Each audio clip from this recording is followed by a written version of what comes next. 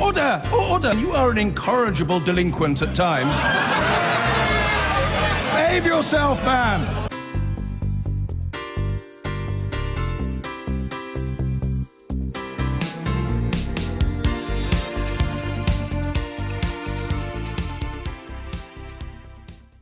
The Labour leader, Jeremy Corbyn, who this morning is promising this will be a real conference whose decisions matter. So what exactly does he mean by that? He's with me now. Welcome, Mr Corbyn. Good morning. Now, there's a great sunny mood here. You had a huge rally yesterday, and many more members are coming here than before. There is a great mood of optimism, and you have suggested that you could be in power as Prime Minister for 10 years. Are you getting a little over-optimistic, perhaps? What I said was we need at least 2 terms of a Labour government to start to address issues of poverty, injustice and inequality in Britain, and to build the houses that we need in this country. But you didn't win the election. What happened in the election was you got lots and lots of younger, university-educated, more metropolitan voters, and you got a lot of anti-Brexit or Remain-supporting voters. And the Tories held on in big numbers to older voters, pro-Brexit voters, more rural voters. You need to get that new group into your party somehow. How can you do that? Well, our vote went up actually in all sections of the community by differing amounts, but our vote did go up to nearly 13 million. We put on 3 million votes in the general election. And yes, there were some disappointments in some parts of the country, but you need another 60 seats. That's quite a lot. Yes, indeed we do, and I've been around 50 of them already.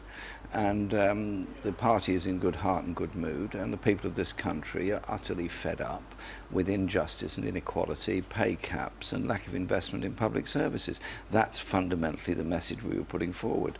And the resonance we got was huge, and I have to say every commentator wrote us off in April, and in June they were eating their words. They certainly were, me included, I'm sure. Oh, no, Andrew, I exclude you from such considerations. Thank you very much. At any rate, you look at this morning's papers and you see more arguments inside the Cabinet over Brexit. It is in your interests, clearly, to have an election as early as possible. You suggested you could have an election by Christmas. Is that still your view? Well, I'm not in control of what the Cabinet falls out over of itself, but clearly it is really unsustainable that a government elected in June, when 2 crucial issues come up in Parliament last 10 days ago, come up on student fees and NHS pay cap, the Tories don't even vote. Surely that says something about a government that's run out of steam. But they can hang on for years and years and years and hope the steam goes out of Jeremy Corbyn and his movement. That is the sensible thing for them to do. No. The steam is rising, not falling, and the movement is stronger than ever. Look at the numbers of people that came to Brighton last night. Look at all those that are supporting the party, and look at the local election results we've gained since June. Listen, Labour is a party of the people, it's a party of activists, it's a party of the community. And what is so exciting now is as we start putting more details into our policies, social policies, housing, transport, health and so on, is the numbers of people that want to be involved and have something very positive and very constructive to say. That's something that is pretty new in British politics, policy making in the open air. And you have promised in terms this morning that this policy, this conference, will be allowed to make policy. Labour Party members, unlike members of some other parties, will actually be able to decide policy. What I put forward to the National Executive earlier this week, and was endorsed again on Friday with more detail to it, is that we're having a democracy commission in the party, we're expanding the size of the National Executive, and we're looking at how we can open the party up much more and make conference the final decider of policy. So there has to be some structural issues addressed in the party, but that's fine, and I have to say it went through the National Executive with no opposition. So party members will be able to decide what happens. Yeah. Now, 66%... After all, they're the ones who've got to go and deliver it on the doorstep. 66% of your party members want to stay inside the single market. Will you listen to them? Of course, I will listen to them. What I would say is that the important priority is to ensure that we have a tariff-free trade access to the European market. Half of all our trade is with Europe. I would also say that we need to look very carefully at the terms of any trade relationship, because at the moment we're part of the single market, obviously. That has within it restrictions on state aid and state spending. That has pressures on it through the European Union to privatise rail, for example, and other services. I think we have to be quite careful about the powers we need as national governments. I want to ask you more about the single market, but you mentioned state aid. Can you give me an example of the kind of thing you would like to do that membership of the EU stops you doing? I would have wanted us to intervene immediately on SSI Redcar when the steel industry was in a crisis at that time. The government claimed there were issues of state aid. We disputed that at the time, but I would also want to say that we would want to be able to invest in industries. Another example, the Labour government... parts of the steel industry. If necessary, in order to make sure we have a strong steel industry as the basis of a manufacturing economy. But it's also about a mixed economy. It's about investment in new industries. And so, for example, I want to see a much bigger renewable sector. Look out here, you've got a fantastic wind farm in the sea out here. I want to see us as a country investing in those industries to make sure they thrive and become a source of exports as well. We're not doing that by the EU, are we? Well, there are issues of state aid rules which are endlessly disputed. Some countries seem to have no problems flouting state aid rules. Others get sat upon very heavily, as, for example, Greece has been sat on very heavily by the European Central Bank. Oh, I accept, of course, we're not members of the Euro. Now, you've said in the past we can't be members of the single market because that's part of the EU and we are leaving the EU. But from what you say, you want to be absolutely close to the single market. There's a big choice in front of the country. Do we stay inside the force field, the magnetic field of the EU? Do we stay close to the single market and maximise our trade with that and accept what that means? Or do we turn outside to America? And that is a big choice about everything in politics. Indeed. I like the point you're making about the force field. I don't want us to become some kind of offshore tax haven on the shores of Europe. I don't want us to do some sweetheart deal with Donald Trump, which means that you lower environmental, consumer and working conditions in the USA, then you lower them in Britain in order to meet the USA, and they go down further and further, race to the bottom. Very bad. What I want is us to have an economy that develops and grows, an investment-led economy, high-wage, high-activity economy. You do that by an effective trading relationship with Europe. Look, every one of our manufacturing industries, cars, ships, everything else, has a massive supply chain, food industry, food processing industry, all across Europe. You can't cut that off and break it. But to preserve that and ensure that it carries on reasonably friction-free, that means making sure that our regulations and our rules are very, very close indeed to those of the EU for a long period to come. It probably means virtually free access to EU citizens coming into this country and ours to there. And it may even mean paying a little bit in and accepting some of the rulings of the European Court of Justice. We made it very clear throughout the referendum campaign and through the general election campaign that we wanted to protect consumer, workers' and environmental conditions.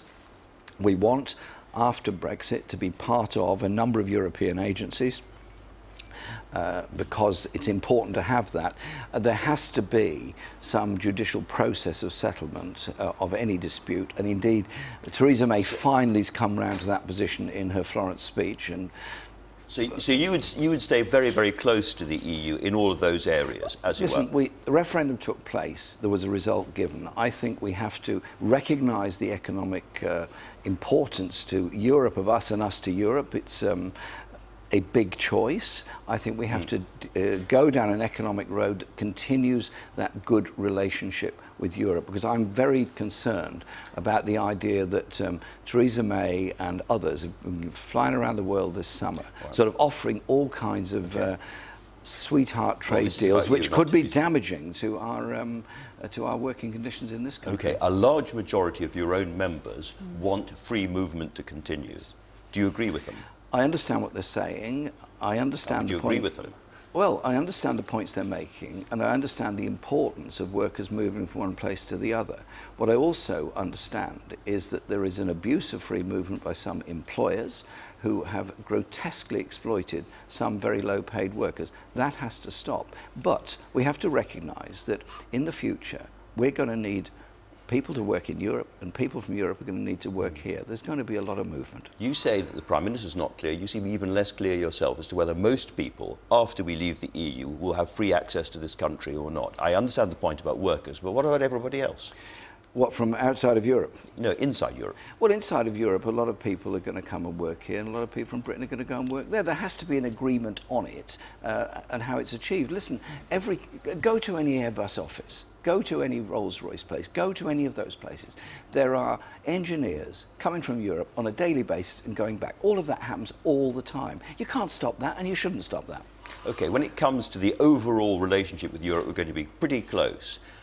In terms of the transitional deal, the Conservatives have picked up the idea of staying inside the customs union and staying inside the single market for 2 years. After that period, do you want to stay inside the customs union? I think you have to stay in a transitional period as long as necessary. Could that be 10 years? No, I don't think so. I mean, I think it's impossible for anyone to put an absolute figure on that. I'm not quite sure where this 2-year figure came from.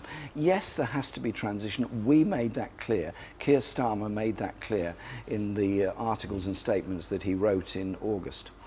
When it comes to the politics of all of this, you want to bring down this Conservative government as soon as possible. Can you bring them down in the House of Commons over the Brexit issue? Well, we will challenge them all the way on all of these issues. Their relationship with the DUP is a strange one, to put it mildly. £1 billion given to pet projects for the DUP in Northern Ireland, and then the DUP presumably supposed to be their close allies in Parliament. It doesn't look like it. We will challenge them because the pay cap, because of underinvestment, because of cuts in public service, inequality in Britain. That's what people out there are thirsting for, something a bit different. Let's come to the pay cap then. Do you agree with all those trade union leaders and all those public sector workers who say that because of where inflation is now and their historic position, a pay rise means a pay rise of more than 5%? What it means is a pay rise that deals with the current level of inflation, which is 3%. Running at just under 3% last month. It also means a recognition of the sacrifice they've made on the altar of austerity in the past 7 years. So about 5%. It's not unfair, is it? It's a reasonable pay rise is something they must negotiate, or the pay review bodies must reflect. But the idea that government should restrict that rise means NHS staff leave, means that many people... No, I understand that, but I still want to stick to this question of, is it 5% plus? Because that's what people in this conference want. That is what they're going to negotiate, see what they negotiate. It's not about government imposing things, it's about them negotiating. Right. What we both know perfectly well is that this Conservative government is not going to give all public sector workers, and Mark Sawatka said it has to be everybody in the public sector, a 5% pay increase. They're just not going to do it. There is going to be a lot of argument and a lot of dispute this winter over that issue. What we also know, of course, is the government have changed the law so that you have to have a 50% threshold to have a strike on these matters. Do you agree with Len McCluskey that in this circumstance trade unions should defy that law and go on strike anyway? Trade unions represent their members. Trade unions are there to negotiate on behalf of their members, and they will be making protest actions and many other things over the winter. So instead of turning the blame on unions that represent their members, why can't we instead look at the way in which this government has exploited public sector workers over the past 7 years? I'm not putting the blame on anybody. I'm just asking you whether you agree with Len. You seem to be putting the whole emphasis on the unions who are representing their members rather than the government, which is the cause of this problem. The unions are in a very difficult place because of this new law. I mean, Len McCluskey has made this very, very clear. Let me read you what he says. Well, this new law is something that is really unfair on the 50% rule. No MP, or very few MPs, get more than 50% of their electorate voting for them. Indeed, I think I'm one of the very few who has had that. And would you defy it? Len McCluskey says, I don't know if I'm going to jail. The reality is that the law is wrong and it has to be resisted. I dare say if you'd been interviewing Nelson Mandela or Mahatma Gandhi or the suffragettes, you'd be telling them they were breaking the law. The truth is, when a law is wrong, not only is it important to stand up and say so, it is our duty to resist. Do you agree with him? The point Len is making is that when governments try to control what unions can do, they get into a mess. The Heath government got into a mess, the Thatcher government got into a mess. Do you agree with him that it is the duty of socialists and the duty of trade unionists to defy this law? Andrew, your rights and my rights came because of protests over, historically in this country. You and I fully understand that. I agree with that. I suggest the way to deal with this now is for the government to recognise their problems they have created by making public sector workers pay the price of the chaos created by the bankers. What has happened to Jeremy Corbyn that you can't answer my question? What's happened to Jeremy Corbyn is he's the leader of the party and determined to lead this party and this country in the direction of social justice and equality and repeal. You're the straight talker. This is an absolutely crucial issue for trade unions up and down the country. It's a crucial issue. I'm supporting those people that are demanding a decent public sector pay rise. I'm supporting those people in making that demand, and I'm saying a Labour government will repeal this Trade Union Act and bring in fairness and justice at the workplace. There are going to be disputes this winter. There are going to be almost certainly strikes. There are going to be picket lines. Will you be standing there or not? I will be supporting those workers in getting a decent pay rise. Even if they're going on strike against this law? I will be supporting those workers in getting a decent pay rise. Let's move on to another issue in the current economy. Have you ever taken an Uber? Don't think so. You don't think I'm so? not sure, but I don't think so. One of your colleagues, Rebecca Long-Bailey, said it was immoral to take Ubers. Do you agree with that? What I think we need with Uber is decent paying conditions for its staff. There is a huge level of exploitation, as the GMB union has pointed out, and what TfL have pointed out is they have serious concerns about safety, which is why they proposed suspension of their licence, and that, I understand, is going to be subject to appeal. There is an issue about safety. Clearly, the public as a whole want access to rapid access to taxis of all sorts.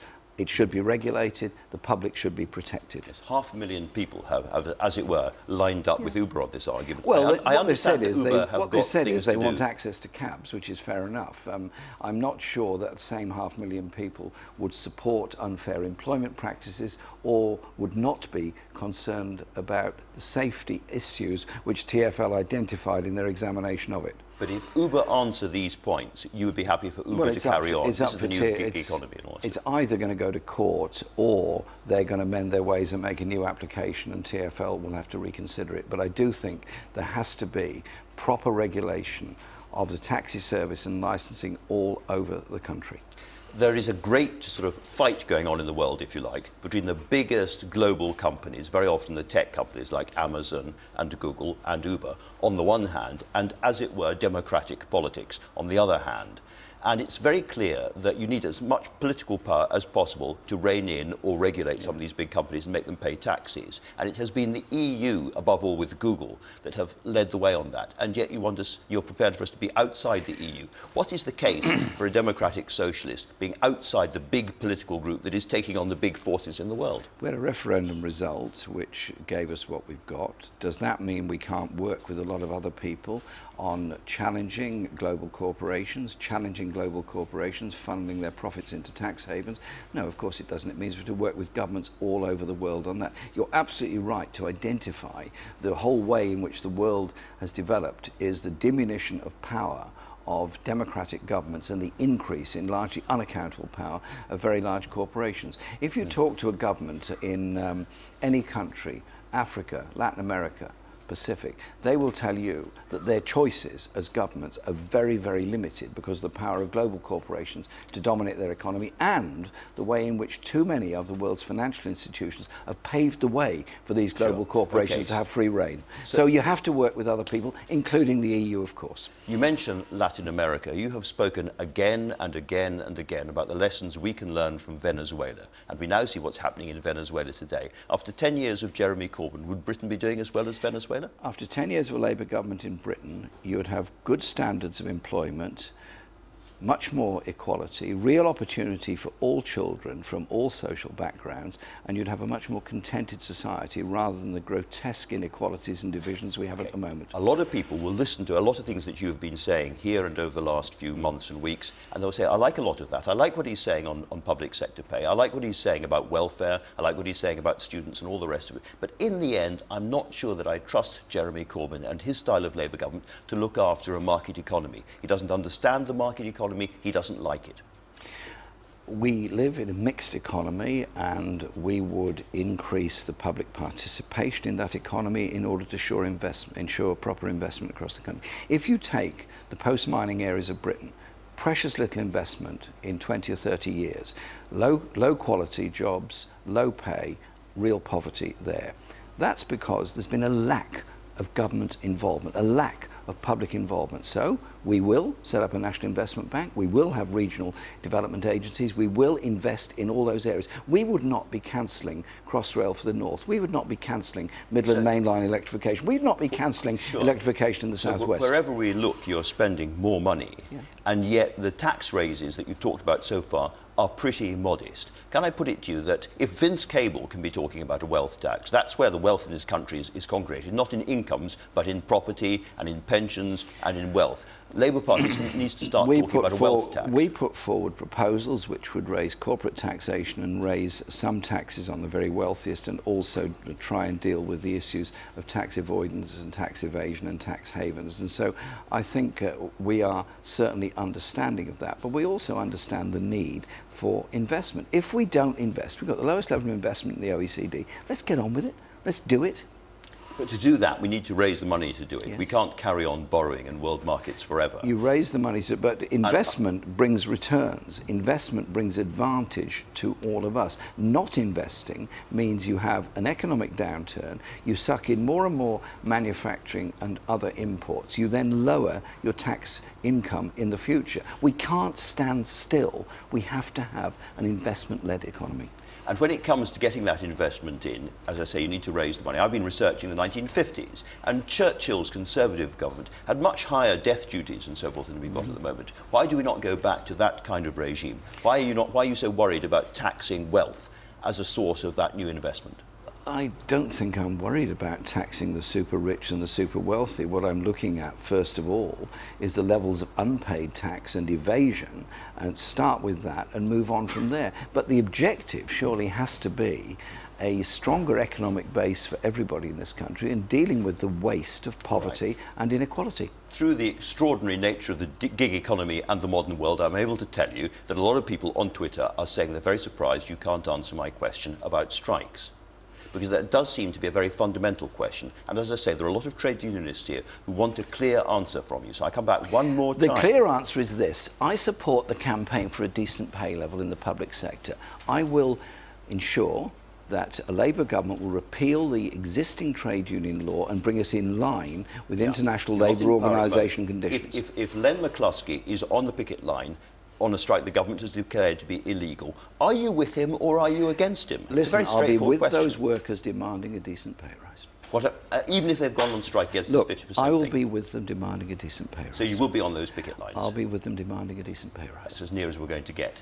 Okay. Well, thank you, it's gone. Well, you had another question. I think you had another question. If you were going to give me more detail, I'd been very, very grateful to get it. But let me ask you one more thing about the Labour manifesto. A lot of people are very proud of that manifesto. It did very well for you, and it did make some quite clear choices. In that manifesto, for instance, you spent about £11 billion helping students in this country, and you spent £2 billion helping big groups of people on welfare. And it seemed to a lot of people that this is why Labour is becoming a younger, more university-educated metropolitan party. You are responding to those people and not to a lot of worse-off people on welfare in other parts of the country. Actually, when you look at where the money is being spent in Jeremy Corbyn's manifesto, it is not going to the poorest and the people who need it most. It's going to relatively large numbers of middle-class students.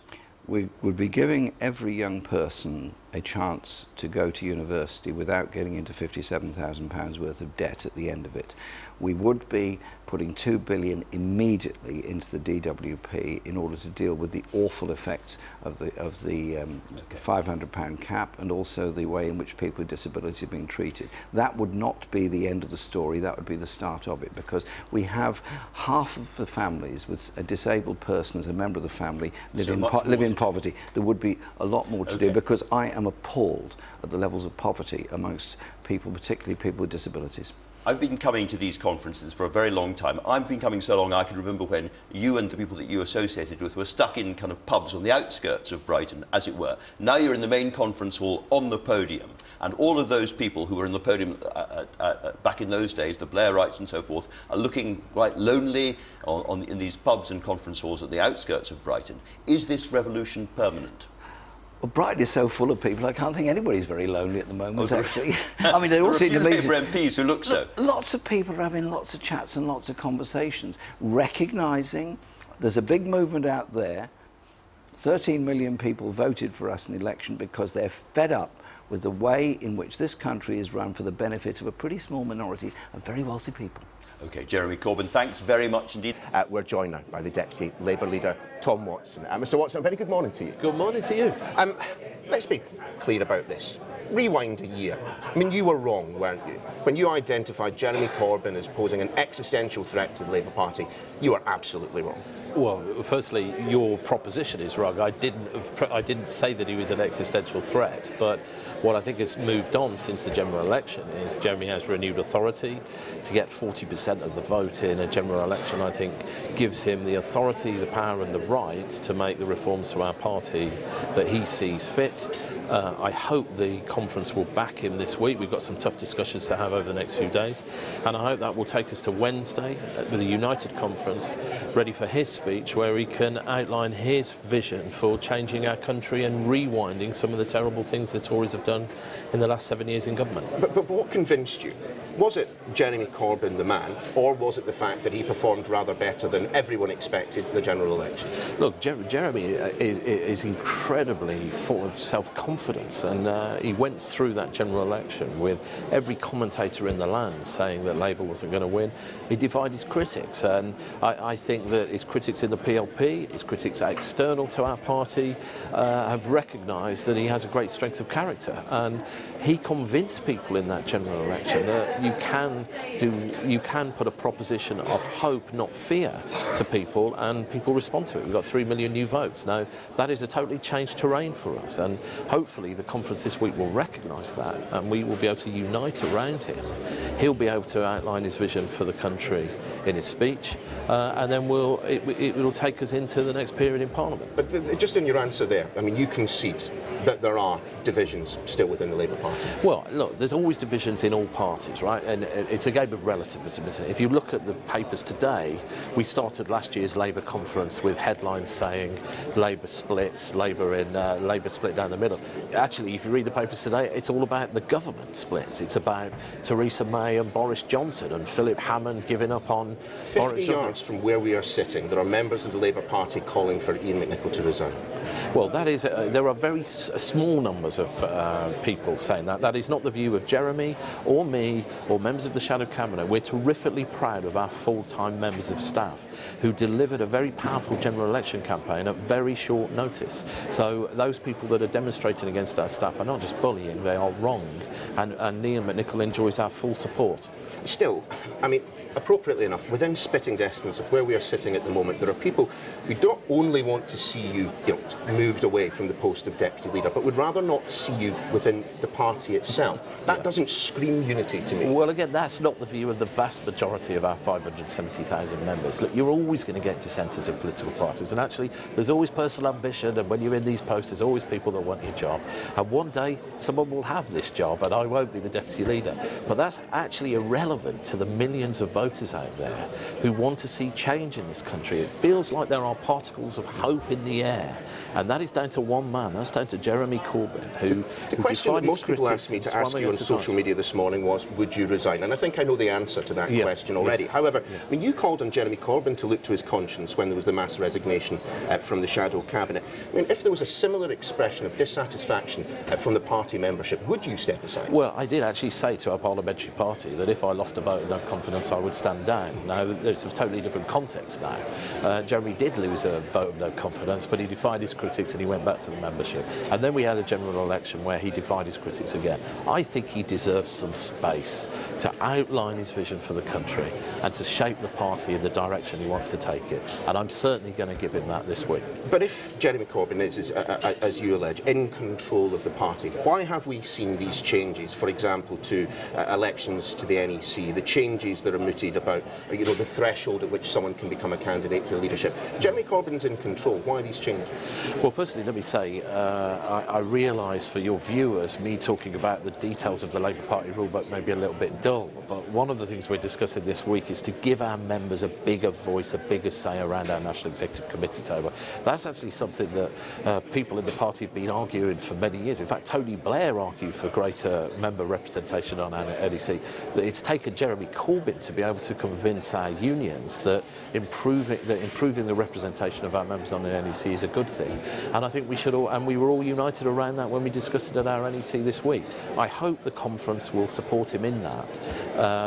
And indeed on the leadership, he proposed a compromise position that 1 in 10 Labour MPs would be able to nominate a candidate for leader. He was gracious enough not to suggest that for the deputy leadership, so it took me to actually say, well, let's bring the threshold down for the deputy leadership as well. So you say it's not of interest to the public, but it's an obsession of the party itself. I mean, you yourself, you've given an interview to the Birmingham Mail in which you say, you know, there's a danger the party could descend into internecine warfare and you know, and rows about rule books. Well, you're there already. No, I didn't say that. I said there is always a danger that could happen. What I want to see this week is a united party, and I think it will be. You know, these changes enjoy my support, Jeremy's support, the vast majority of our members on the NEC and our unions, and I hope we'll have a good debate about what a good, sensible, functioning party looks like, how our members can be greater participate in all our structures, in policy making, but ultimately, actually, the real issues is how are we going to address the concerns of the British people, but and that's down to Jeremy and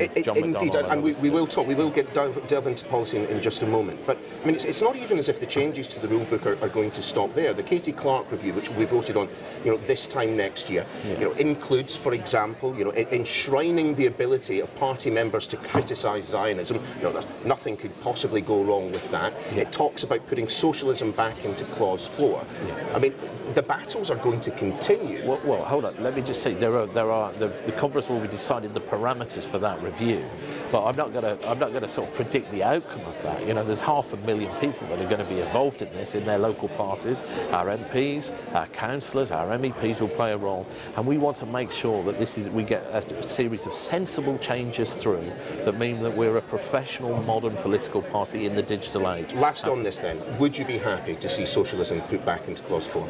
Of course I'm a socialist. I'd like there to, are gradations I'd like of socialism, aren't there? And if, you know, if our party members want to change our rule book or our constitution, that's fine. But I'm not predicting the outcome of a consultation that hasn't even begun yet. Okay, I think that's fair. This is my third show in the chair, filling for Sophie. But let's once again try and seek a little bit of clarity on the party's position on Brexit.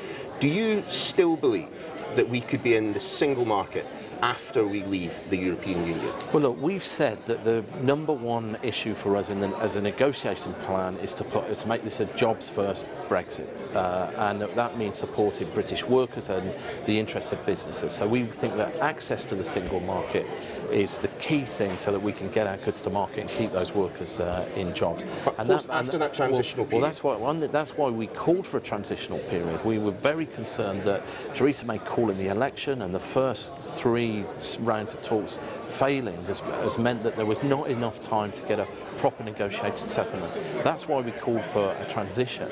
And when the transition ends, the key thing is that we can still get tariff-free access into the European market, and that should be an objective. You have said in the past that there remains the potential for us to remain permanently in the single market. I mean, if we're talking about dividing lines between the Labour and Conservative Party at the moment, I mean, they have adopted the single market and customs union through the transitional period. This at least would give you, you know, a point of divergence. Just to say on that single market, there's been a lot of newspaper stories written about a single sentence answer I gave in an interview on Newsnight that was actually about gambling, and there was a multi multi-pronged question that you get in these things. And I said that the single market may be an outcome of those negotiations. Of course, what I didn't get a chance to say is, of course, we're not the negotiators, right? That's the government, right? And it is down to them to see what the outcome is. So, of course, it's a possible outcome. But the outcome we want to see is an outcome that protects the interests of British workers, and that means access to those markets, not necessarily in the form it takes at the moment, but we want to make sure we can get tariff-free access for our goods and services. I'm sorry, but it is an important point, because the fundamental dividing line, it appears, between hard and soft Brexit is to do with the single market, and we have had a variety of responses. In the mere 3 weeks that I have been sitting in this chair, we have had a collection. You know, John Ashworth telling me there's absolutely no chance we could be in the single market. You know, you, of course, have said that there's a potential that we could. Jeremy Corbyn has said no, we're not, and also said yes, we could. Well, I hope I've clarified about why I've said there's a potential, but what I'm trying to say, and also, of course, it is very easy for politicians to slightly give the wrong nuance in an interview. I want to be clear to you that our negotiated position, should Keir Starmer be leading those negotiations after an early general election, will be to put jobs and business first. We want transitional arrangements that retain those characteristics of access to the single market. The negotiated settlement after that, we want tariff-free access negotiated. But of course, that's down to the negotiation. So it's very hard to give you the clarity you're looking for, because A, we haven't started those negotiations yet, and B, we're not the negotiating team. I can just tell you the approach we would take to those negotiations were we to be so. But there is, you know, I mean, what, 35% of Labour supporters are of a Leave persuasion. Do you think they would be satisfied if we had a deal post-Brexit that looked vaguely similar to the single market, with, you know, with the kind of the concurrence of laws and legislation between the UK and the EU? Look, with 500,000 members, we've obviously got all differing views on that's single a problem market. for you. But as a shadow cabinet, we're absolutely united. Look, we respect the decision of the British people in that referendum. That's why we voted and whipped the vote to trigger Article 50 for our departure from the European Union. But we're absolutely adamant that we want the negotiations to be about the interests of British workers, and that means supporting businesses too. And you know, it's obviously our members have different views of how those negotiations should take place. But I can assure you that our shadow cabinet, Jeremy, John McDonnell, Keir Starmer, me, all our colleagues are absolutely united around the position that Keir Starmer elucidated earlier in the summer. We're speaking to Dave Prentice a little later on in the show, and we'll be picking up on public sector pay. But let's be absolutely clear, as Don Butler confirmed to me last week, as things stand, the Labour Party is not advocating an above-inflation pay rise for the public sector. Look, we've got the negotiating bodies that should agree those pay rises, and we've said that in the we said that we don't support the pay cap, and actually we said that in our manifesto, and we'd allocated a sum of about £4 billion to make sure that those public sector workers get adequate pay, and that's the approach we're going to take to this. But the £4 billion still represents a real terms pay cut when you factor in inflation. Well, look, you've got to. I mean, the thing is, these things are negotiated sector by sector. The real principle is workers in this country, our public sector workers, our police, our nurses, have had effective pay cuts for 7 years. And if their independent pay review bodies are recommending above inflation pay rises this year, we think it is cruel and arbitrary for the government to apply that pay cap. That's why we brought it to the Parliament the week before last. That's why the government's costings don't have the money to give an above inflation pay rise. The £4 billion a year that you've set aside doesn't include enough money to give an above inflation pay rise. I mean, I understand the point that you're making, but as things stand, it does seem a bit rich for the Labour Party to have a pop at the government for, in essence, handing over a pay cut to these public sector workers, when your proposal would do exactly the same, just to a different degree. I'm telling you that we don't want a pay cap, and we want and we would honour those independent pay review bodies, and we will find the money to pay for that, because we don't think that our public sector workers, we think it has absolutely disbenefits the system, with people leaving the service early, with service breakdowns, with having to pay overtime, with all sorts of things that low morale brings to an institution, right? And that's why we're going to support our public sector workers in that. Of course, we're not saying just lift the lid. We say there's got to be productivity gains, and those independent review bodies are about negotiating the adequate settlement. But we're not going to direct this from Whitehall if we're in government. We think we've got a process in place, and ministers shouldn't interfere with that. I understand that you and Len McCluskey don't perhaps get on as well as you once did, but when it comes to the idea of striking without reaching the ballot threshold? What's your position? What's the position of the party? Look, there's a lot of talk about this. I've actually received a letter from Len McCluskey this week where he says he accepts that Labour MPs will be, aren't going to support calls for illegal strike action. Of course, we've got to stay within the law, but look at our manifesto. We're going to change our trade union laws because we think they're unfair, and that's the point that Len McCluskey was trying to make, that workers have been unfairly penalised from organising their affairs to campaign for better pay and better conditions. But in the event of an illegal strike, you would condemn? Well, look, we don't support people breaking the law. That's not condemning. And Len McCluskey accepts that. Well, but we don't want people to break the law, right? We're Democrats. We set the law. But we're going to change the law so that trade unionists can have greater rights, because we think our current framework of laws is very unfair, particularly the last Trade Union Act, which we campaigned against in Parliament. And the way to deal with this is to campaign against the government to change their own laws. And if they don't change them, elect a Labour government and we'll change the law to make sure that our trade union laws are fair. Tom Watson, thank you very much for joining us. Hope you have a very enjoyable conference. Thank you very much. You too. Great to see you. I think if we could just start with this whole issue of Europe. Yeah. Is there any difference between Labour's position on Europe and the Tories? That's exactly as Chucker has said. Of course there is. What is it? Well, what's interesting, let's just go back over the history of this, because only, 8 months ago, there was no reference from the Tories about a transition deal, and we made it very, very clear there had to be a transition deal. Yeah, but they're now on a transition deal, so it's the same as you. Our argument, well, they've set this 2-year period. We've said as short as possible, but as long as necessary. So we've got this flexibility. How long could as long as necessary be? We think there's an element of flexibility beyond the 2 years that might be necessary in certain sectors as well. Chucker says you're up to 4 years. Is that correct? We need to make sure that we take into account all the different views that are coming in from industry in particular. So it could be 4 years. I can't see it being that long, but we'll see, because what we're trying to do, it's exactly... Chucker and I, there's not a cigarette paper between us. We've got exactly the same objectives, which is to protect our economy, protect jobs, and make sure we get the best deal possible. There is more than a cigarette paper, because he wants the UK to stay in the single market forever, and you don't.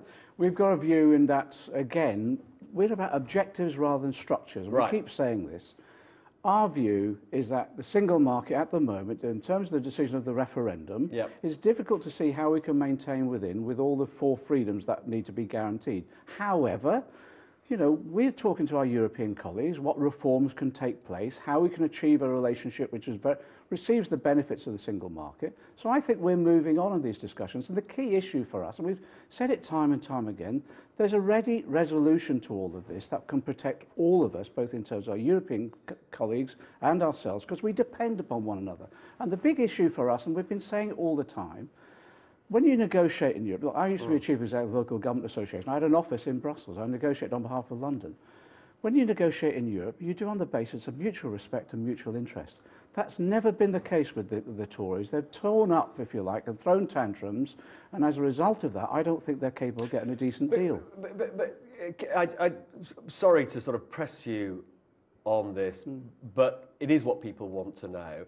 I know that your position is broadly all the benefits of the single market, but could it include continued membership of the single market? We'll see in the negotiations what sort of structures that we can achieve those objectives through. Because Len McCluskey, who's on the programme later, thinks that you can allay people's concerns about immigration simply by changing the regulation of the labour market in the UK.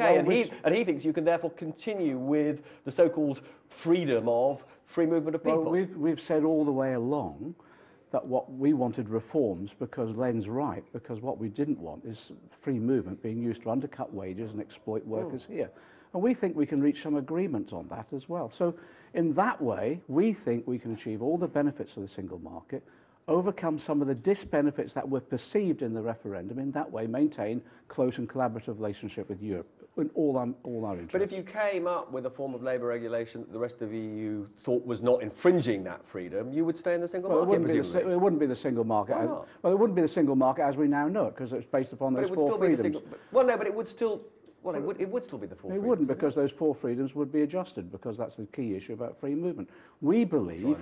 Well, OK, let me take you through it then, because we believe we can reform the free movement of people on the basis of protecting wages, etc. Exactly. So that would that be counter to the European Union norms? That would be a change. That would be a changed single market, wouldn't it? It wouldn't be the same single market that we've got now. Would it be a change in Britain? Britain? It certainly would be a change in Britain, because what we've been arguing for is protection of workers and their rights. We don't want the exploitation of free movement by employers to undercut workers' wages and undermine their working conditions.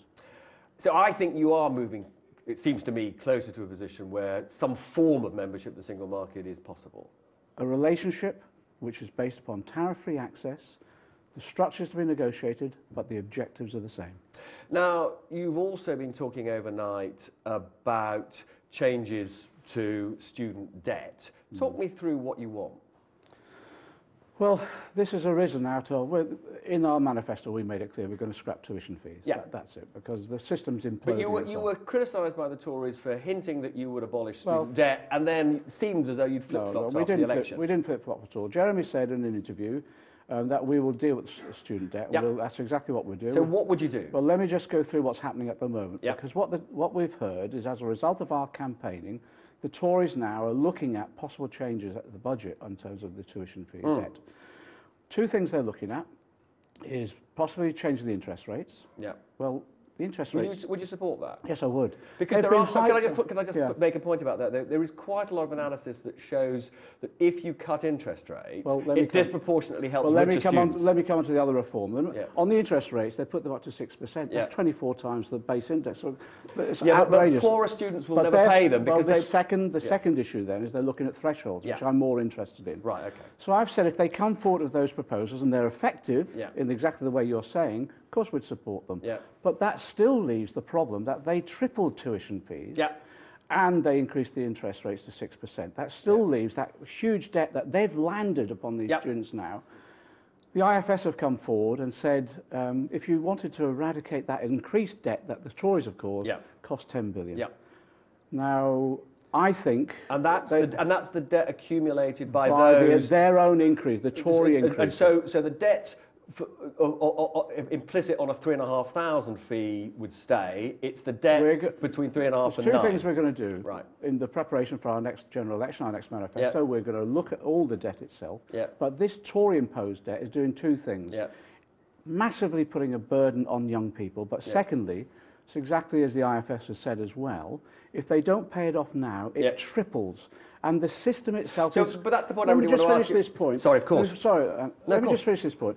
The reason I'm saying it needs to be done now is because 7 out of 10 students are not paying it. The system's imploding. And Andrew Adonis, as one of the ministers who brought it in, has made this point as well. The system is collapsing. At some stage, the government's got to rescue the system. IFS is saying, do it now, and it's the cheapest. No, I mean, I get all that, and you're saying that if the government were to do it, you would support them. People obviously want to know, people who voted for you in the last election want to know, will you do that? Will you promise that at the next election? The Tories have got us into this mess. I'm saying they've got to get us out of it. If they don't do it now, the system's going to implode anyway. So do it now, because it's going to be 3 times more expensive in literally 5 years. But it sounds as though you would like to do it. Well, we're looking at a whole range of proposals, and we'll come forward with those proposals. I think in many ways they'll be much more effective in the long term of getting a system in which education becomes free again. Public sector pay, you're against the 1% cap. What would be a fair rise?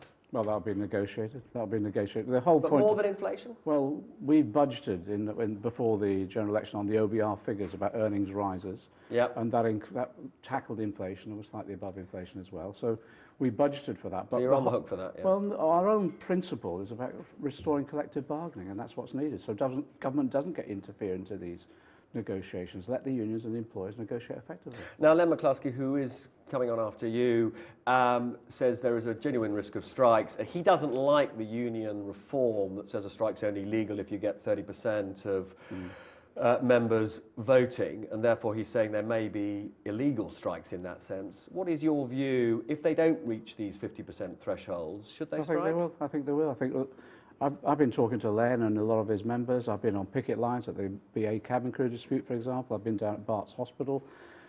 I don't think there's been any problem about getting the 50%. Yeah, there isn't, because people. But if they don't get it, they will. But if they don't, they John, will. should they strike? Look, they will. Look, I don't think anyone understands properly the strength of anger that there is out there. No, I think we all understand there's a huge movement here, but nonetheless, for all sorts of reasons, they might not quite make the 50%. They will. But come on, give them advice. If they don't make the 50%, should they strike? You've got a lack of confidence in the working class. I haven't. I'm not sure that is the appropriate rejoinder. I think you're dodging, as people have noticed. You are dodging the question. You watch what will happen this coming winter. These strikes have been provoked by this government, and as a result of really pay being below inflation, wages being cut. You know, we've got nurses going to food banks because their pay has been cut by 14% since these Tories have been in power. No wonder people are angry. Right, another topical question. Do you use Uber from time to time? Not to my knowledge, no. Not to your knowledge? What does that mean, not to your knowledge? I don't think I've ever... All right.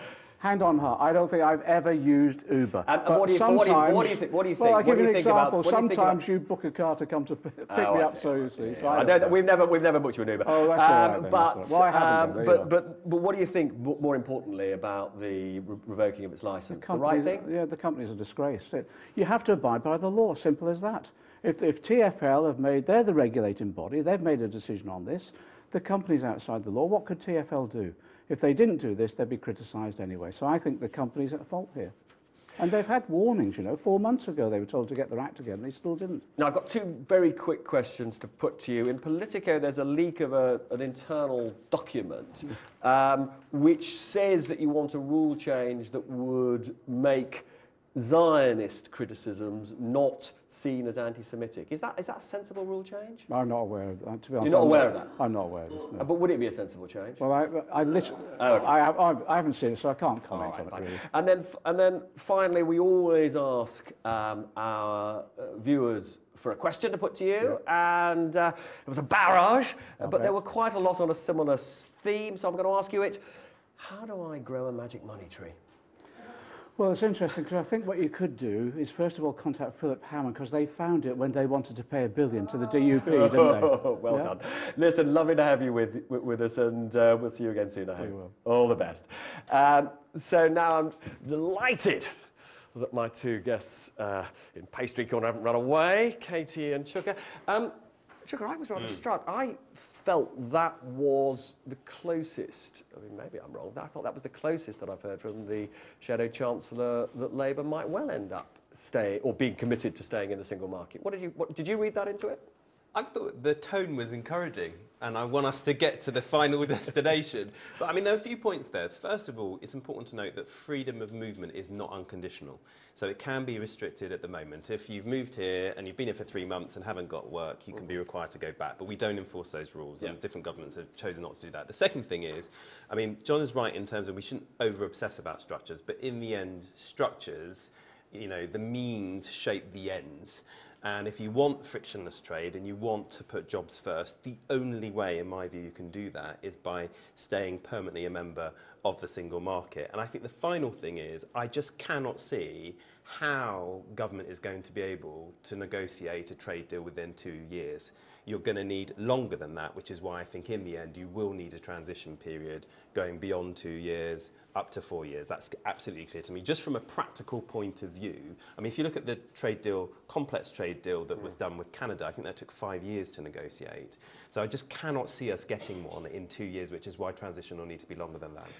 Katie, one of the starkest trends in the general election was young people voted, and they voted for Labour, and the proportion of young people identifying as Tories has absolutely collapsed. Now, there are many members of your party who think you've got to do something about one of the things that upsets young people, which is student debt and student fees. You just heard John McDonnell saying that he would support the government if it took steps to ease the burden. Do you think Philip Hammond will and should do something to reduce the burden on young people from going to university?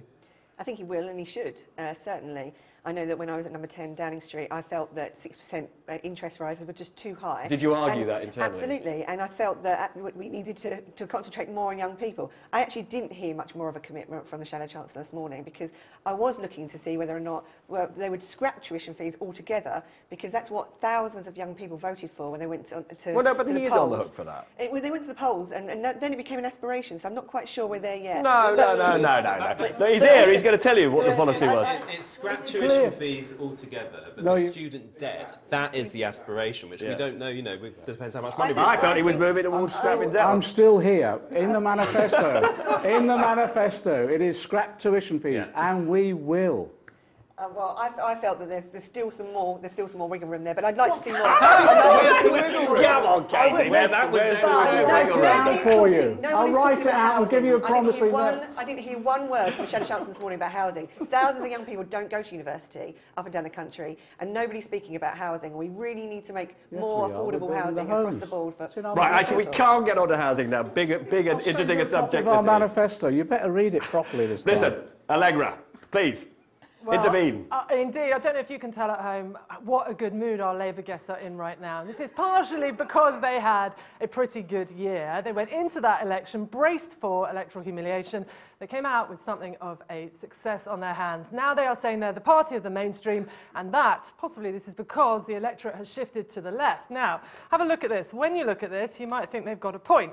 This is the number of people who would now like taxes to increase and public spending to increase. It's the pink line, for those of you at home struggling to see, and it has now gone up for the first time in absolutely ages. It's gone above this keep taxes the same. So this would seem to bear out, I can see John McDonnell leaning forward and nodding there, this would seem to bear out the belief that the public is shifting to the left. But as usual, things are much more complicated than that, and there's clearly something going on with Brexit. So let's look at that. Professor John Curtis, who most of you, his name will be familiar to, he has the best bank of data for this stuff. He can crunch how people voted in the 2017 election and why. And he has come up with these three groups where support for Labour went up. So this first one, this is called, these labels are, it needs some explaining, the young disaffected. Last election, 2015, loads of them didn't vote. They came out in massive numbers in this election, and there would be some evidence to suggest that it was Labour on tax and spend that drove them out. But then these two columns, this might be about Brexit. Liberal elite, they're very upset about Brexit. A lot of them voted Remain, and probably it's their hope that Labour will be the Remain party that drove them to Labour then, 2017. And then liberal youth, this is a bit more complicated. A lot of working class young people who were very, very positive about immigration. Was it their hope that Labour will be the party of Remain that drove them to Labour? So this morning, out there on Twitter, there's been some reaction. There is a feeling that positions are shifting on Brexit.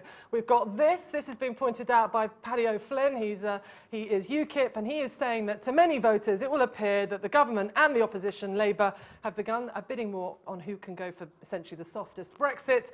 And then Caroline Lucas, co-leader of the Green Party, she would seem to be agreeing with him. She's saying a cross-party movement for single market membership and free movement could be so powerful right now. Robert. Absolutely fascinating stuff from Allegra.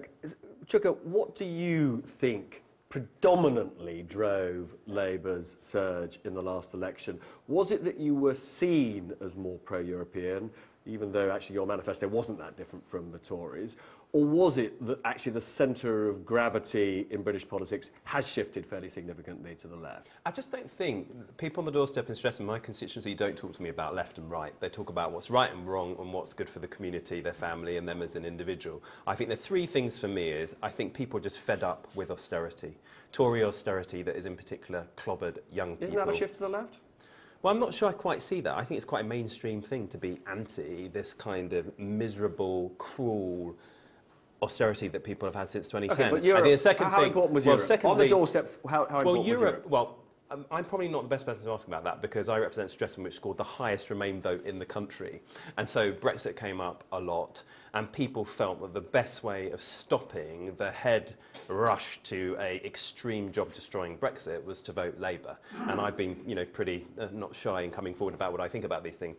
I'd say the final thing, actually, is our campaign was so much better than the Tories, and people do you agree with that? I mean, it was do just you agree with the that, Tory Katie? campaign. How much did the campaign matter? Appalling. How much did the campaign matter? Absolutely appalling. It really did matter, because if the campaign had ended after 3.5, 4 weeks, I think Theresa May would be looking at a majority of around 40, 50 in Parliament. If it had lasted another week, the spiral was so quick down that I think that maybe we were looking at John being the new Chancellor. So the campaign really did matter. So you pin your hope on a better campaign next time. Now remember, this time last September, Jeremy Corbyn was poised to see off yet another challenge to his leadership in the shape of Owen Smith, but still the received wisdom across Westminster, and even for many in his own party, was there was no way he could win a general election. Well, nobody would bet against that now, but victory is far from certain. So just what are the obstacles that remain on Jeremy Corbyn's path to number 10? Let's have a look at some of the numbers that matter. The next general election will be in 2022 at the latest. But Jeremy Corbyn has told his almost 600,000 party members to remain in permanent campaign mode in anticipation of one coming earlier. And he'll be helped by the 23,000 members and hundreds of thousands of activists in the Momentum Group set up to support him. If Labour gains 29 Conservative seats, it will become the single largest party in the Commons and have the opportunity to form some sort of government. But it will need to gain 64 seats in order to gain a parliamentary majority of 326. That's a much taller order. Although Labour's vote share in June was 11 percentage points higher than in 2010, this resulted in only 4 extra seats, meaning the party is piling up votes in areas where it's already dominant. And it's only begun to rebuild in Scotland, where with 7 seats it trails both the SNP and the Tories. While an uneasy truce has settled between the party's factions, it was only a year ago that Mr Corbyn faced a leadership challenge after 172 MPs voiced no confidence in his leadership. There are still plenty of issues like Brexit, nuclear weapons and internal party rules that could lead to a resumption of hostilities. Most polls over the summer put Labour marginally ahead of the Tories. One this week had them on 44% against the Conservatives' 40%. But Mr Corbyn, more than anyone, knows that in politics nowadays, nothing can be taken for granted. Well, helping Labour win the next election is the job of my first guest, Andrew Gwynn, because he's Labour's National Campaign Coordinator as well as being the shadow local government spokesperson. Thank you very much for coming in to join us.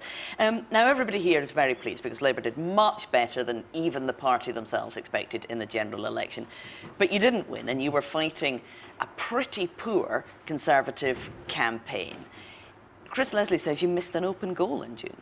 Well, I think we have to look at where we were on the 18th of April when Theresa May stood on the steps of Downing Street and called for that early general election. We were more than 20 percentage points behind the Conservatives. The conventional wisdom of all the political pundits, all the experts, was that a short election campaign does not make a difference, that people have already made their minds up in the weeks and months before a general election, and yet we saw in that short space of 6 weeks, quite a transformational shift in public opinion. Now, you're absolutely right, Sarah, we didn't win.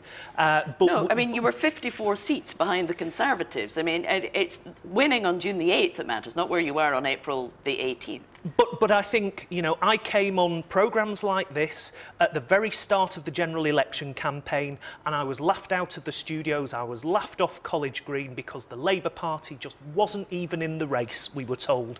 Actually, at the end of the day, we came within a couple of percentage points of winning the popular vote. What would have made the difference? What would have actually led you to winning the election rather than doing better than you expected? Well, the point is we did phenomenally better than anybody had predicted at the start of the election campaign. Let's remember the only... But let's remember, Sarah, the only reason... That election's over. The fact that you increased your support during the course of the campaign is one thing. Your job now is to look at getting the party over the line and actually into government. So that's what we need to talk about. That is exactly what we are doing. But the point is, and we can't erase the fact that when the election was called, it was called for one reason. Theresa May believed she could win. She believed she could win big time, a bigger majority than Thatcher, a bigger majority than Blair. She lost her majority. Now, I think that that puts us in a good position to use whatever time we've got between now and the next election, however long or short that time piece may be, to put the meat on the bones of our very popular manifesto. Yes, so let's talk about that, because the leaders said that you've got to be ready for an election possibly as soon as in 6 months, so there's not a lot of time to do this. What do you need to change in your policy platform to turn a narrow defeat into actual victory? Well, actually what we've got to do is we've got to put that detail in some of the parts of the manifesto. We had an absolutely popular manifesto, but part of the problem with the snap election is we had to curtail 5 years worth of policy development into a matter of days at the start of the election campaign. And now you may need to do it in months. Well, absolutely, but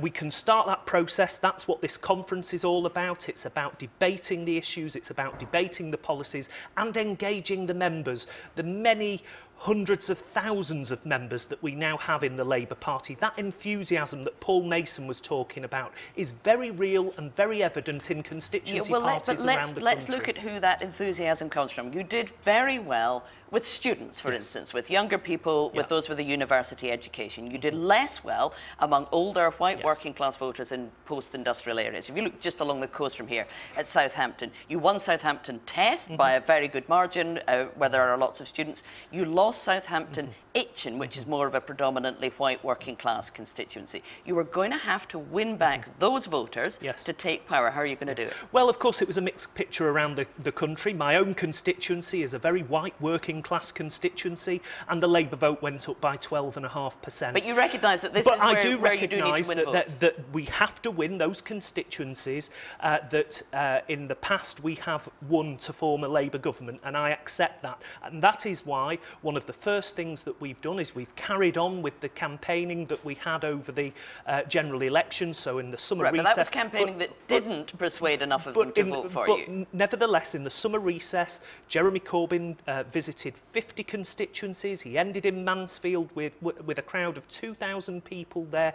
We are going to begin the process of selecting in the 76 seats that we have to win. That means we will have Labour candidates in place from an early position, and it means that they can embed and be in a position to hold the Conservative and the SNP MPs to account. But this sounds a lot like more of the same. If you just had longer to campaign, if people would listen to your policies more, then you would have won. This is just a one more heave strategy, isn't it? It's not a one more heave strategy, but what it is a common sense strategy for holding to account a minority Conservative government, because we will now have Conservative MPs predominantly sitting on wafer-thin majorities. They will be stuck in the House of Commons because we will hold them there and we will hold them to account. And in the meantime, Labour will be embedding themselves in those constituencies, fighting the good fight and being on the side of ordinary working people. Well, let's look at some of the questions then that Jeremy Corbyn was asked on the Marr show earlier. He wouldn't say whether or not he would back strikes in favour of public sector pay rises if they were deemed illegal under the new trade union legislation. Do you want to see Labour MPs out on the picket line supporting that? Look, it's not about Labour MPs on the picket line. What it is about is making sure that working people, our public servants, get the fair deal that they deserve. OK, so if you want them to have a fair deal, will you fight alongside them on the picket lines? Well, of course, the next Labour government will lift the public sector pay cap. We've been very clear about that. But also, we would repeal the anti-trade union legislation. The Trade Union Act is an unfair act, and we know that's what you believe. But you're a member of the Unite Union. Len McCluskey is the leader. He's the one who's calling for these strikes. Do you support him in that? And will you be out there supporting strikes? Sarah, I want a fair deal for public sector workers, and I support their democratic right to campaign for a fair pay rise and to campaign for fair working conditions. OK, well, you're being as diplomatic as Jeremy Corbyn was about that. Brexit is the huge issue that the Labour Party has to settle its policy on before you can go into another general election. On this, the membership really are split, and not necessarily along traditional left-right lines. By the time we leave this conference, will we know what Labour's position is on a post-EU future? Well, I think that Keir Starmer has set out a very clear position for the Labour Party. And on the transition. On the transition. Nothing about what happens afterwards. Well, that is up for a Labour government, or indeed at the moment a Conservative government, to negotiate, and we will hold this government to account. But what we want to absolutely make sure is that it is Parliament and members of Parliament that hold this Conservative government to account at every step of the way of the Brexit process. You're going to have a clear and unified position on freedom of movement, on membership of the single market and the customs union after a transition period, exactly what Labour thinks post-Brexit future for the UK might look like. You don't have one at the moment. When will we have clarity on that? I think you will see, as the course of this week goes on, that Keir Starmer will develop that policy line, but it's absolutely clear that it is the Conservatives that are absolutely split from top to bottom on the issue of Europe. We're seeing the cabinet fight like rats in a sack. It's really quite worrying that, March 2019 is coming ever closer, and yet it just seems that wherever Keir positions the Labour Party today, the Tories then announce that they're following suit tomorrow. Now, it wasn't that long ago that there was as much infighting in the Labour Party as you describe currently going on in the Conservative Party. There is a sense of unity behind Jeremy Corbyn having done well in the general election, but it doesn't go everywhere, does it? I mean, there are people with T-shirts and badges outside the conference with hashtag sack McNichol, referring to Ian McNichol, the General Secretary. The division within the party is still there, isn't it? And will flare up again before another general election. I don't think it will flare up. I think what we are seeing is a Labour Party with a sense of purpose. We will come out of this week more united than we have been in a very long time, with a sole sense of purpose, and that is to rid this country of this Conservative government, so that we can have that fairer, more equal, more socially just country that we believe in as democratic socialists. So you would like the people who are out there campaigning with their badges, wanting to see the General Secretary of the party sacked or to try and force him to resign, you want them to stop doing that because it looks like the party is still divided. The one enemy that we face as a Labour Party is this Conservative government, and if we seek to represent the views of this country, if we seek to govern for the benefit of the many and not the few, then we have to do everything within our power between now and whenever that next election comes to get rid of this Conservative government. Why don't you just say right now to those people who are campaigning outside the conference that you back Ian McNichol, the General Secretary, and you want them to stop this divisive campaigning because it's not helping the party. You can tell them to do it right now.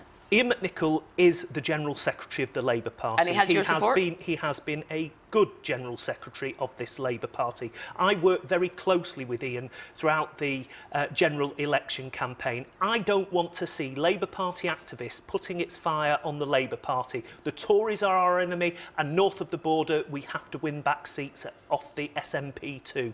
That should be our sole mission between now and the next general election. All right. Well, Andrew Gwynn, thanks very much for talking to us today. Thank you. Now, the big question hanging over the conference in Brighton that we've been talking about throughout the show is whether Labour can translate a better than expected election result in June into one that can actually send Jeremy Corbyn into number 10.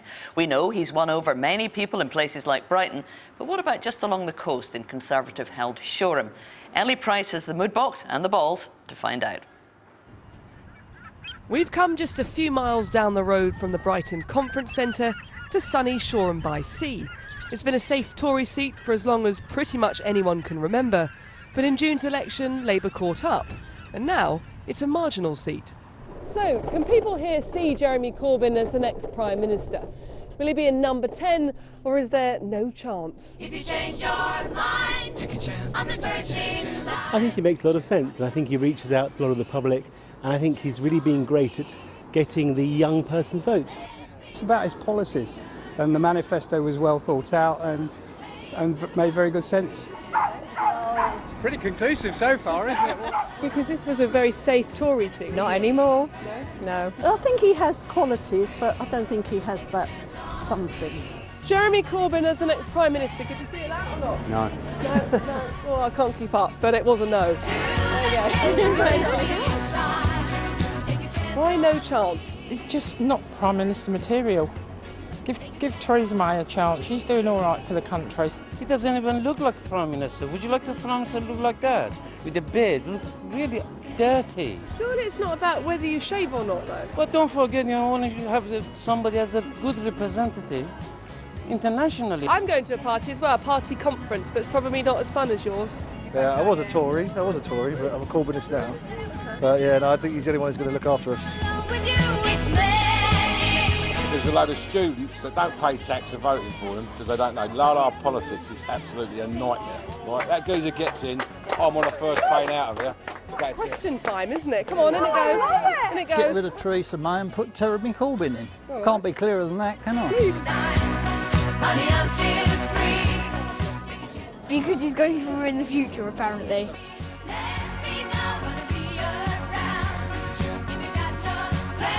Could you see Jeremy Corbyn as the next Prime Minister? Yes. I've got one more ball. Okay. Do you think Jeremy Corbyn, could you see him as Prime Minister? Honest answer? No. All right then, here we go. There we go. No chance. Oh, look. Is that 50-50 split then? Well, I don't know. I think actually... I think it's no chance. If we're honest, overall, the good people of Shoreham have spoken, and only just Jeremy Corbyn, no chance of being Prime Minister.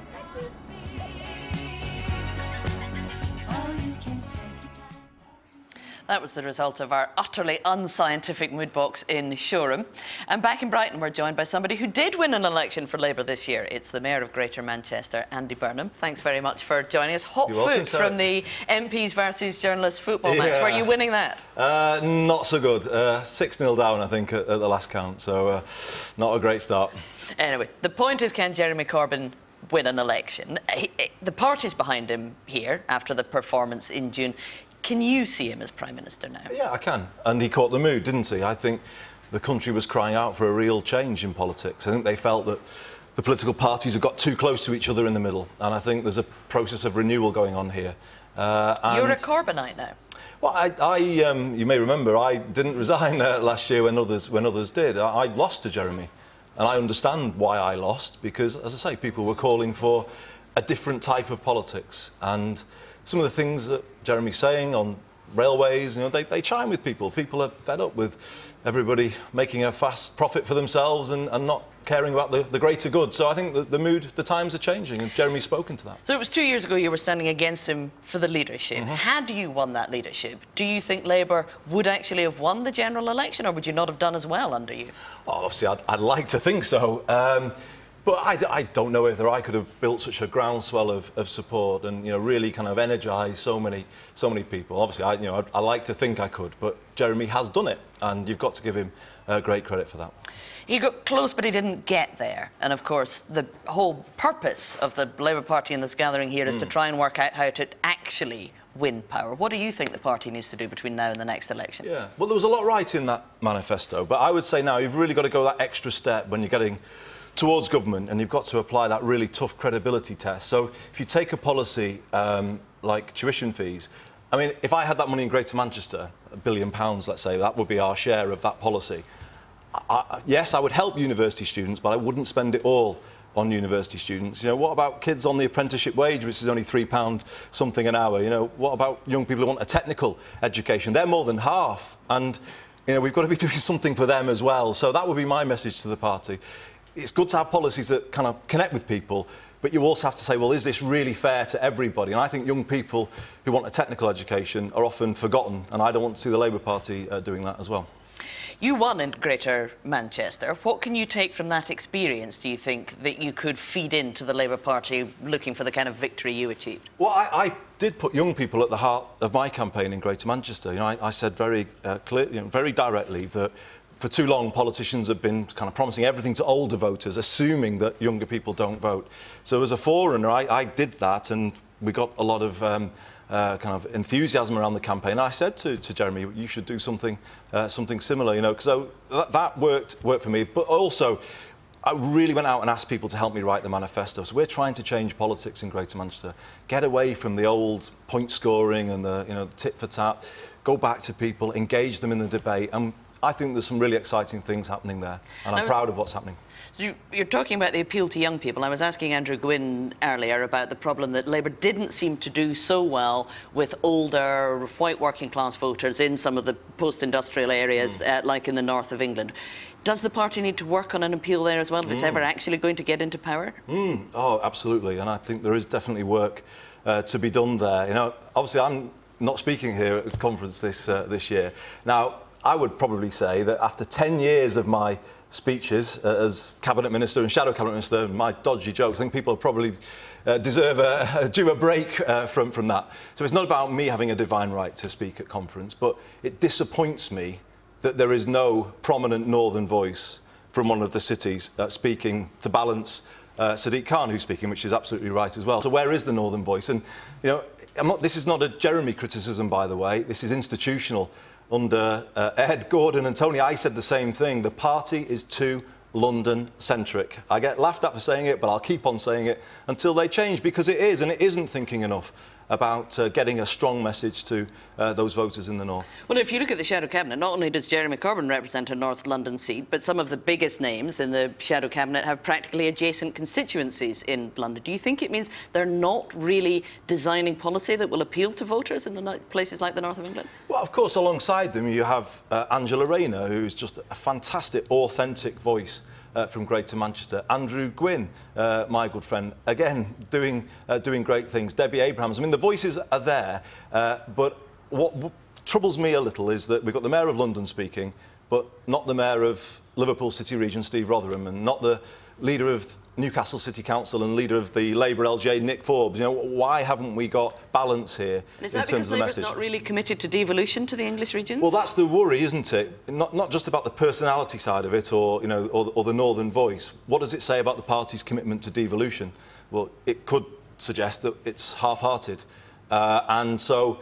I would say to them, let's not do this again. You know, I'm not asking to speak. You know, I've spoken enough at Labour conference, and as I say, people are probably fed up of my speeches. But let's hear some other voices to speak for the North, because it's really important. And one of the key issues that may come to the floor for debates about freedom of movement, and we were talking earlier to Clive Lewis and Caroline Flint about that. You know, a lot of people who will need to vote Labour if you're going to be put in power have great concerns about continuing freedom of movement. Where do you think the party should be on that? Well, first of all, you've got to respond to what people were saying at the referendum. That's where you've got to start. You can't start with saying we must be in the single market. In my view, you've got to start with what people were saying. And there are lots of Labour voters in my part of the world who were calling for change to the way freedom of movement works. And you've got to deal with that. They're just calling for an end to it. Well, I don't argue for that. I think you could have changes made to protect wages, to ease pressure on public services, respond to the issues, not just pull up the drawbridge. Never would argue that. Just respond to the issues, the legitimate concerns that people had, and then, through that, secure maximum access to the single market. But I think it has to be done in that way rather than the other way around. But that potentially puts you at odds with the young voters who Jeremy Corbyn has brought into politics and has excited and enthused, many of whom were pretty committed Remainers. I mean, once the Labour Party finds a position on the EU, you do risk splitting off some of the support you got in this election. Well, I think you've got to go back to what the public said, though, at the referendum. And, you know, in Greater Manchester, yes, there were people of the kind that you say. You know, there were Manchester City area voted to remain, Trafford, Stockport, but 7 of our boroughs voted to leave, and you can't ignore what people are saying there. So, you know, make the changes, but do so in a way that maximises our access to the single market, and that's the way I would take things forward. OK, well, let's allow our panel of political gurus to chip in. Tom? Andy, a quick question. How long do you think Labour should continue having this, what Nick Clegg described this morning as constipated ambivalence on Brexit policy? When would you like to see the party actually pin itself down on the big 4 questions: single market, customs union, free movement and paying for access post-transition? Well, the difficult thing I'd say to that, Tom, is the government haven't been clear. We had the Prime Minister's speech on Friday, so it's hard for the opposition to provide absolute clarity. When we're not in the talks, we don't know the detail of the negotiations. I think it's difficult and unfair, really, to say to the opposition party that we must lay out our stall in complete detail. You're aspiring for government, surely? Well, the negotiations are ongoing, aren't they? And as we learn more, the party does need then to nail its colours to the mast and be clear. And I would say it needs to do it in the order that I've just described to Sarah. Helen? You spoke a bit there about tuition fees, and I think that's one of the discussions that people are having going forward. Do you think it was a mistake to make that big £11 billion pledge instead of something like rolling back some of the welfare cuts, which would actually be a more progressive thing to do? Well, that's why I just raised that issue, because it certainly caught the mood, and there is no doubt that people want to see real change when it comes to universities. But to make them completely free, I just question, is that the fairest way to spend money, you know, to give it all to university students who may go on to a more middle-class lifestyle and earnings? So I would say, what about 16 to 18-year-olds who lost their education maintenance allowance? What about those kids on the apprenticeship wage? What about technical education? We need much better answers on those things. And to be honest, I think those young people need as much, if not more, support. OK, well, Andy Burnham, thanks very much for talking to us. I'm just going to quickly go around the panel and ask what excitement we can expect in Brighton this week. Paul, what are the highlights going to be? Well, there is this vote about whether or not they get a vote on a Brexit policy, which is both a question of single market and free movement. I hope they do. Momentum's trying to say to people, you know, deprioritise it. I hope they do have a vote. I'm in favour of certainly not committing the party to free movement. I would like to ask for single market without free movement, as Cameron should have done. But I think the party does need to have a stake in the position going forward. So I think that's going to be the first bit of argy-bargy, quite soon, actually. And Helen, ultimately, is this conference about deciding policy, or the rule changes that have yet to be voted on, which could potentially cement Corbyn's control of the Labour Party? Are they more important longer term? They are very important, but I think there have been enormous amounts of Labour rule changes. I think every Labour leadership election since about 1983 has had slightly different rules. So everybody always thinks they're assuring their power forever. What it does mean is that whoever is the next leader of the Labour Party, whenever that happens, will have to be much more answerable to members. So what it means that for the centre, the people who aren't happy about Jeremy Corbyn's leadership, who are a very quiet minority at the moment, or quiet majority perhaps even at the moment, they're going to have to bring a huge number of new people in the party or change a lot of minds. That really does change the dynamic of that election. I just want to ask you one more thing, Andy. Obviously, we've seen what's happened with Uber in London this week, with their licence being taken away. Something similar being planned in Manchester? What's your view? We don't have the same power. Taxis are regulated by each of our 10 councils individually, so we don't have that ability to make a decision across all of the. But you must know what you would like to do if you could. I certainly know there are concerns, and I think those concerns need to be addressed. So Sadiq has done the right thing in London? Well, I don't know the detail of it, if I'm honest with you. I mean, I think, I don't know whether Uber were given a chance to address all of these individual complaints. I didn't see how that was handled with them before this announcement. But you're happy to see Uber operating in Greater Manchester? Well, I think making those changes where there are concerns about safety or about individual drivers. You know, I think there does need to be a change, and also the way that people are employed, all of the issues there. So, I'll be honest with you, I'm not in a position to do the same as Sadiq, so it's not really fair for me to comment whether he's right or wrong. Fair enough. And Tom, just before we go, your final thoughts on what you're looking forward to this week? To be honest, a story, and I have to say... Do you think you're going to get one? Well, you know, it's interesting hearing Andy's views on constipated ambivalence, Jeremy Corbyn, and again, Andrew Gwynn with you, completely unpin and downable on almost anything at all. I think the leadership want to get through this entire 3-4 days with basically nothing for us hacks to write. If we can see them pinned down, whether it's on the floor of conference or elsewhere, then that will at least give us something to tell our readers. But the show of unity, which they're certainly trying to project, Andrew Gwynn was interesting, saying he didn't want them to be criticising the General Secretary in McNicol to that same extent. There still are some it's fractious a little bit there. To be honest, I think there's a bit of that in the margins, but the war is over. You know, Jeremy Corbyn has won, and really I think it's now for the moderates that Andy perhaps used to be one. It's sort of unclear which camp he's now currently in. What are they going to do next? Are they going to hang around, or are they going to go? All right, thanks all. I've been